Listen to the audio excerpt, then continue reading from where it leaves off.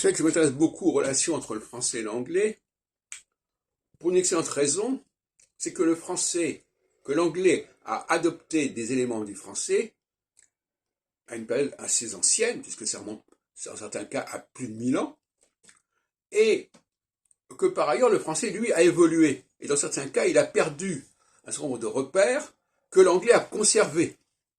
Donc on a besoin d'écouter les anglais pour comprendre certains aspects du français. Et bien entendu, l'inverse était évident, puisque comment peut-on apprendre l'anglais sans passer par le français? Ça, c'est un mystère. Et dans certains cas, quand on voit des différences entre la prononciation du français et celle de l'anglais, on ne sait pas si c'est l'anglais qui a inventé quelque chose qui n'existait pas en français, ou si c'est l'anglais qui a récupéré quelque chose qui existait en français, mais qui n'existe plus en français moderne. Une grande question. Alors, je vais prendre l'exemple de la prononciation, puisque un des sujets les plus délicats, c'est la prononciation des mots.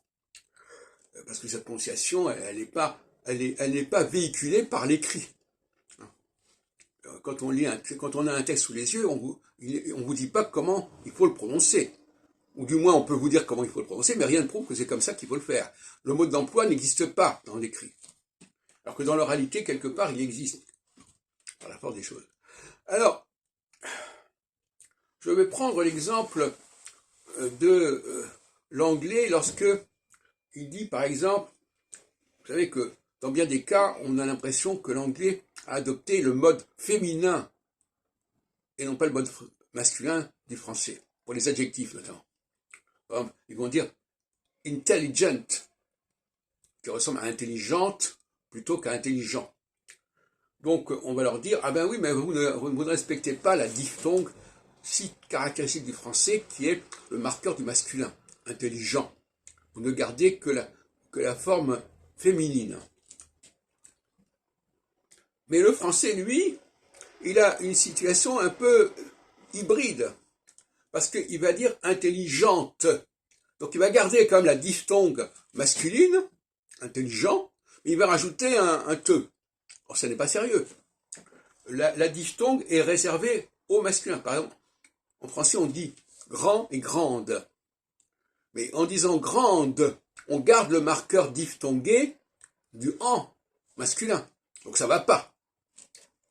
C'est pour ça que d'une certaine manière, on peut penser, c'est une hypothèse, mais tout processus de réflexion et de raisonnement passe par les hypothèses et débouche sur les hypothèses.